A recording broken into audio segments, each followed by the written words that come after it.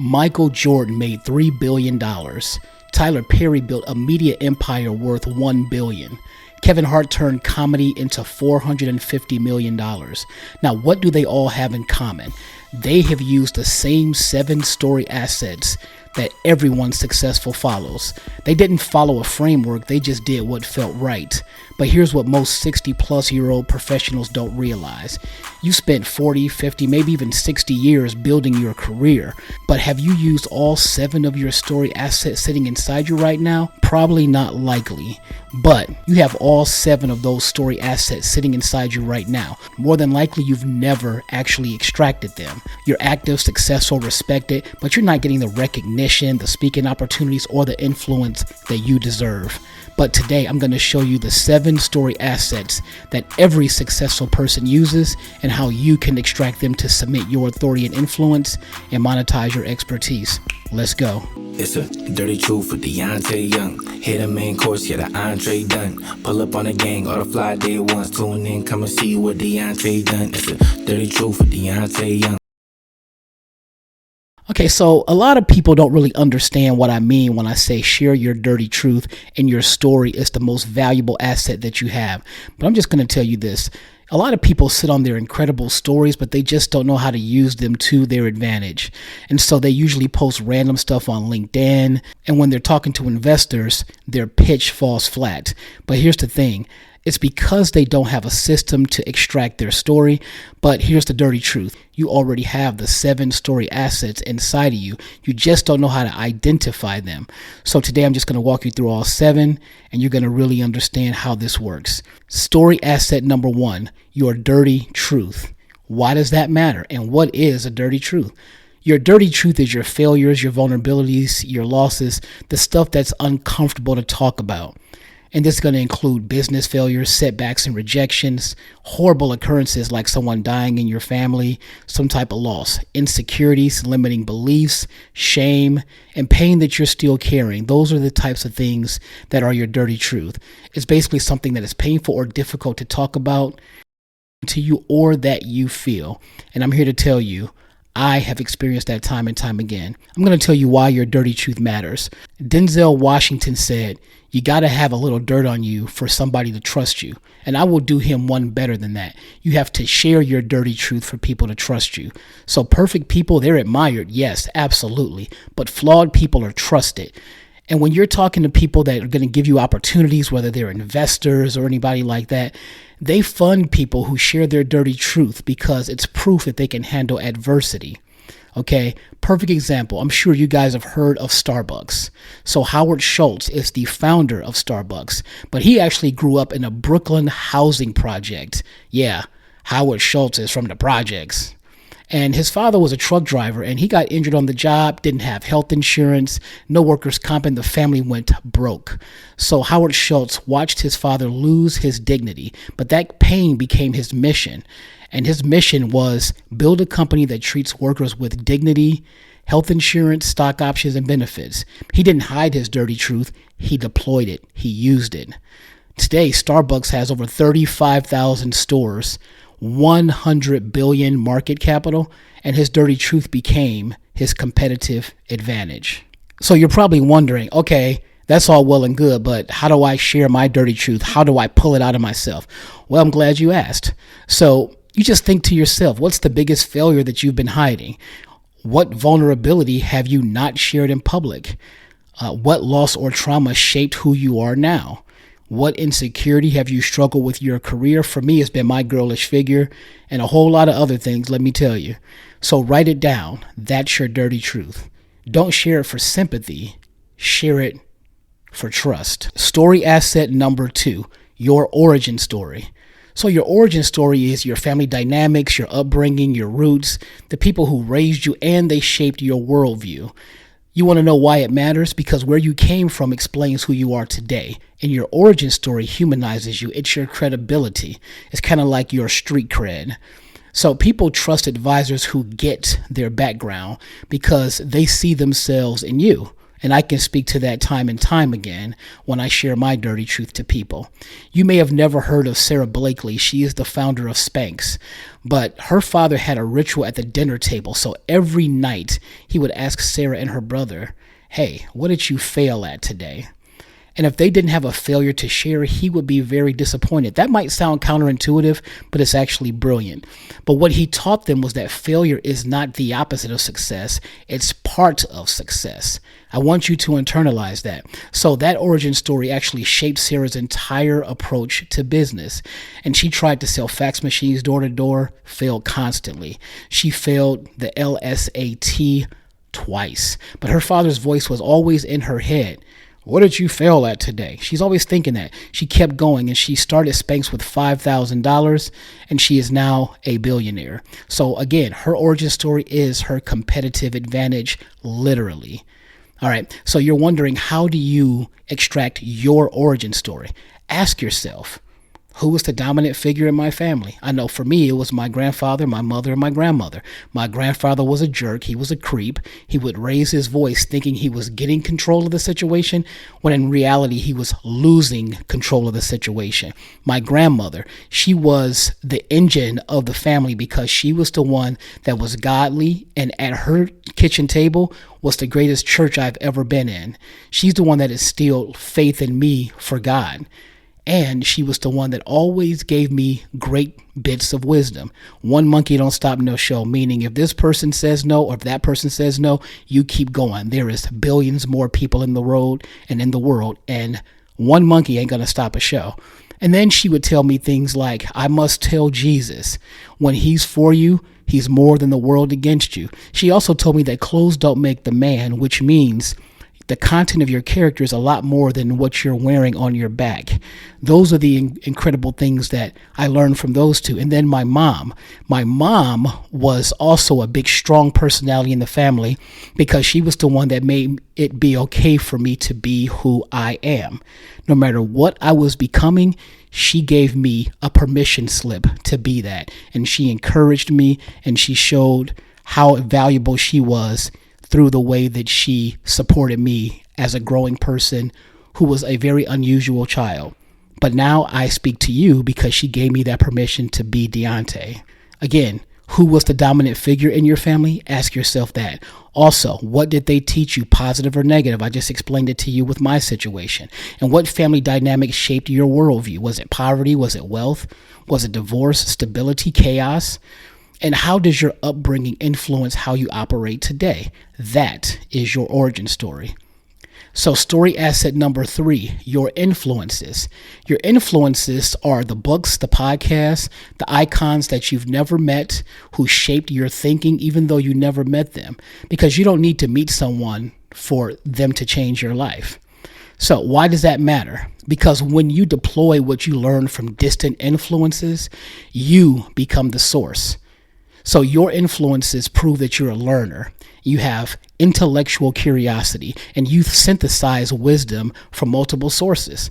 Perfect example, Tyler Perry. So Tyler Perry, when he was 23 years old, he was an unknown broke person who was going through depression, and he watched an episode of Oprah Winfrey, and Oprah said, coincidentally, journaling is something that will help people when they're going through things. So Tyler Perry saw her say that, and she said, write down your thoughts because it is therapeutic. So at the time, like I said, Tyler Perry was broken, homeless, living in his car. But he started writing every day. He wrote plays, characters, stories. Years later, he met Oprah Winfrey because he pretty much created that situation by his actions.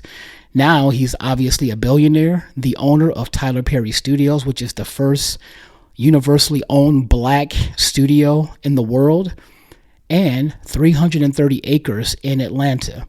So he eventually, like I said, met Oprah, and then she became a great friend of his. Now that's the power of distant influences.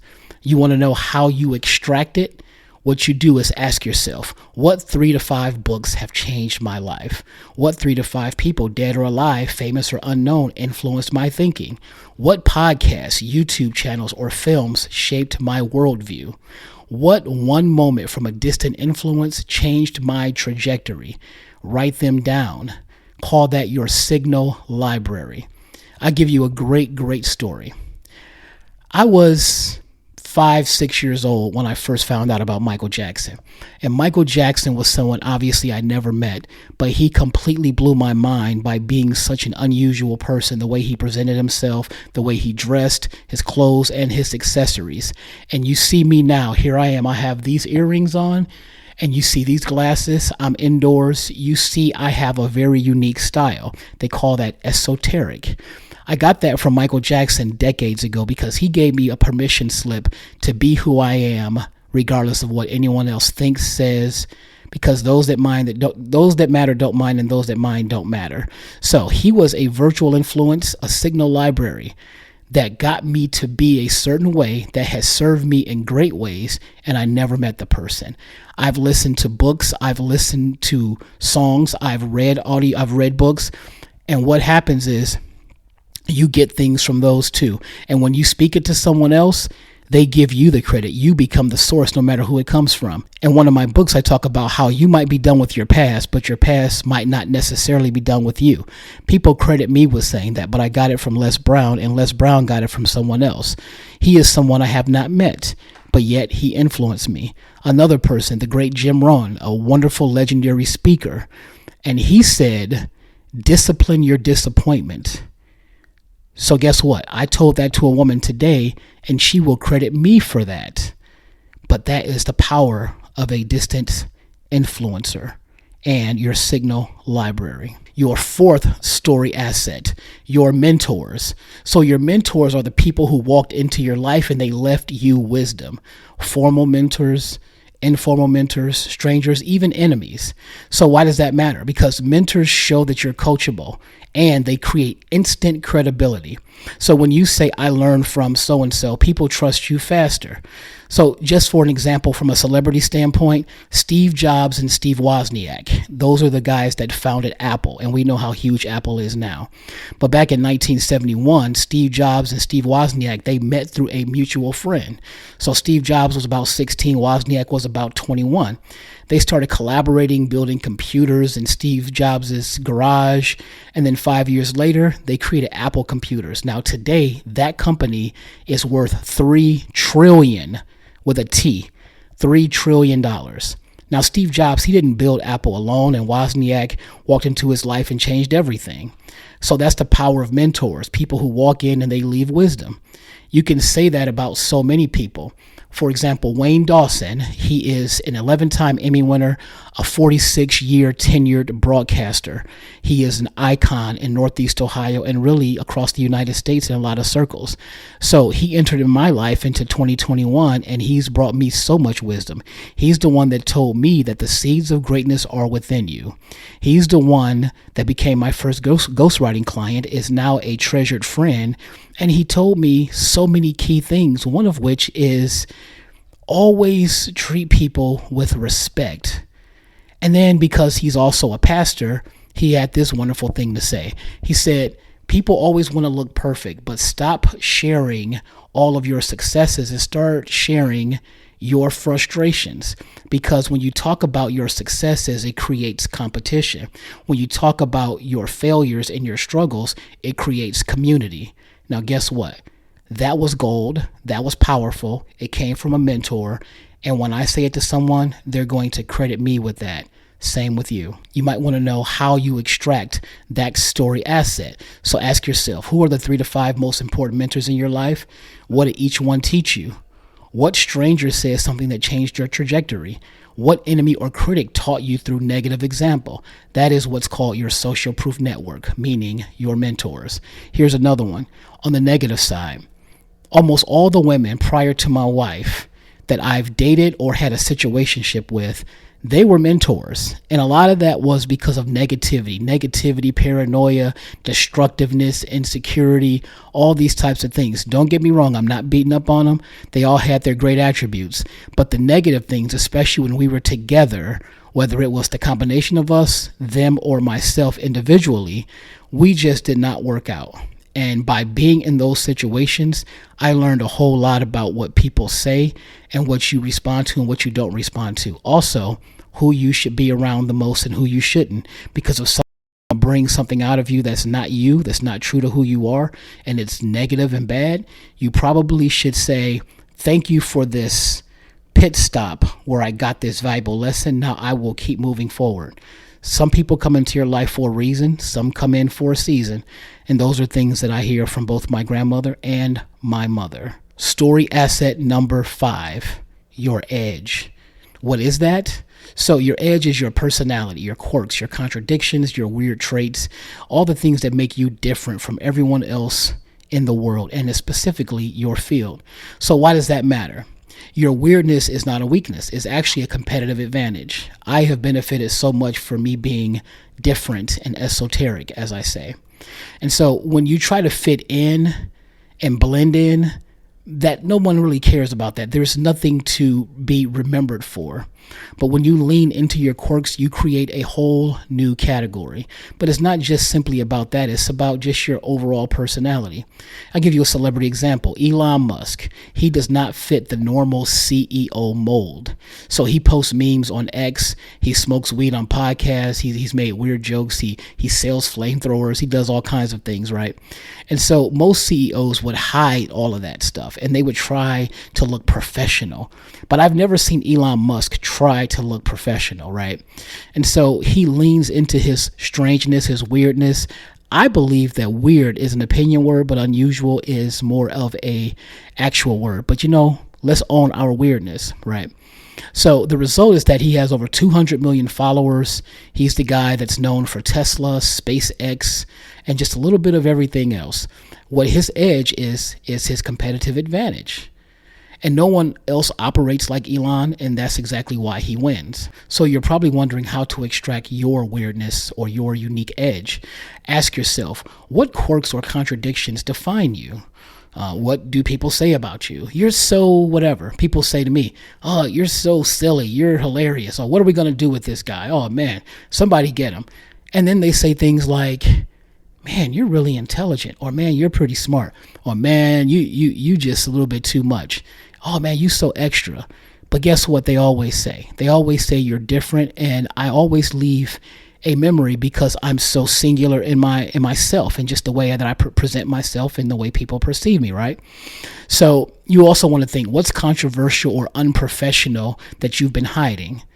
That's something that you have to stop burying and get a shovel and dig it up. Show it to the world. Also, what makes you different from other people in your field? So that will be considered your founder POV. So you're the founder of your life. You're the founder of your personality, even though people had a hand in that. So your founder POV, which is point of view, that's valuable. Story asset number 6, your struggle. When I think of your struggle, I think about your vices, and it's closely tied to the 7 deadly sins, right? So your struggle is like the ongoing battles that you're still fighting, not past struggles necessarily, current ones, things that you haven't solved yet. It can also be things from the past that you probably don't want to talk about. Being a raging alcoholic, being a debilitating crackhead, those things are very, very important because perfect people are admired, flawed people are trusted, as I mentioned before. But see, your ongoing struggle is the thing that you're still battling. It's your most relatable asset, okay? Now, when you share it, people think, oh man, they're figuring it out with me and they're not preaching at me. And that's the kind of thing you want because we all have vices, whether it's envy, whether it's gluttony, whether it's jealousy, just all of those types of things. We have that. And those things can be asset because everything about connection is all the things that is common, but we're afraid to admit, right?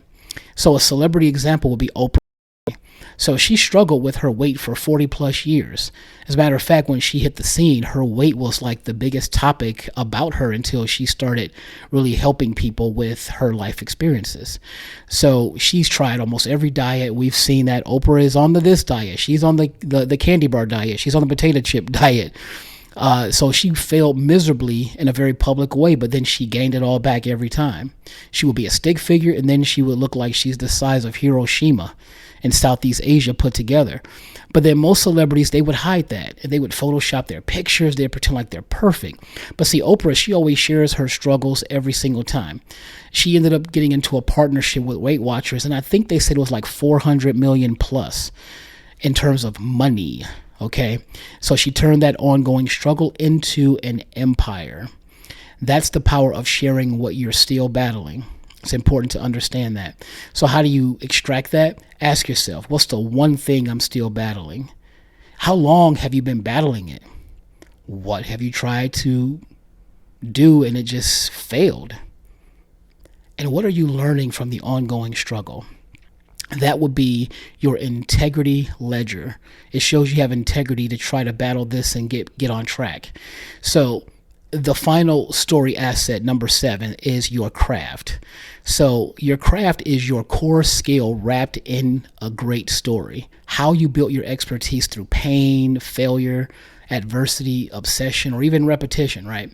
So why does that matter? Well, because skills without a story is just a commodity, right? But skills plus a story is something that's premium. So two people have the same skill set, but wildly different pricing because one wrapped their skills in their story. So put it this way, Kobe Bryant. Kobe Bryant, he woke up at 4 a.m. every single day for like 20 years. He practiced while everyone else slept. And he didn't just have basketball skills. He had a story about his craft. The obsession, the 4 a.m. wake-ups, the refusal to lose. So that story is why brands paid him $600 million plus in endorsements. And it's not just because he could shoot. It was because his craft was wrapped in a story. A lot of people ask me, how did I become such a great writer? Or how am I making a living with ghostwriting? Well, I will tell you this. I was writing from the time that I was 6 years old. Okay. I loved it because I loved being able to express myself. And then what happened was I won an award, an author award in the 6th grade. And when I got into high school, I ended up failing the 12th grade twice. And I got D's and F's in journalism. I had no understanding of the specific details on how to do things in a professional way from a journalistic standpoint. So I didn't learn the ins and outs of AP style and all that kind of stuff, the inverted pyramid. But what I did learn is how to tell a story. And they always say you should never tell a story without making a point, and you should never make a point without telling a story. So the point of this story is that failed 12th grade twice, D's and F's, dropped out of college 3 times in 7 years, and yet I ended up being a 9-time author as of this moment, a ghostwriter 3 times over. People have praised my writing for decades. Why is that? Because in the midst of all of that failure, here I was getting a dictionary from my mother for Christmas. She bought me a dictionary when I was 7 years old for Christmas. I loved it because I kept asking her what words meant. And then she says, "You're so inquisitive." I said, "What does that mean?" So she bought me a dictionary when I was 7 for Christmas. She bought me a typewriter when I was 12 for Christmas. And before that, she had given me her 1970s old school typewriter. Then she got me the electric one. I would fall asleep sometimes typing on that thing. And then I wrote all these articles about the O.J. Simpson trial and case when I was in high school. And that's part of what contributed to me failing because I was so busy doing that. I was making up fake box scores for the Chicago Bulls basketball games because I was so into Michael Jordan. I created paper shoes out of paper, cardboard, and colored them with markers, ink pens, pencils, held them together with scotch tape and cardboard, and wore them as a 3D tiny shoe about this big on my neck with yarn as the necklace. So all of that creativity and that self-expression is what brought me to this. When I started ghostwriting in 2022, I was ghostwriting someone's book, a very, very powerful person. And I realized that I had the power to write things that they never said because that's how familiar I was with their voice. And when I showed it to the person, they thought that they wrote that themselves, not realizing that I made it up. Why did they think they wrote it themselves? Because I had captured their voice so totally and so completely.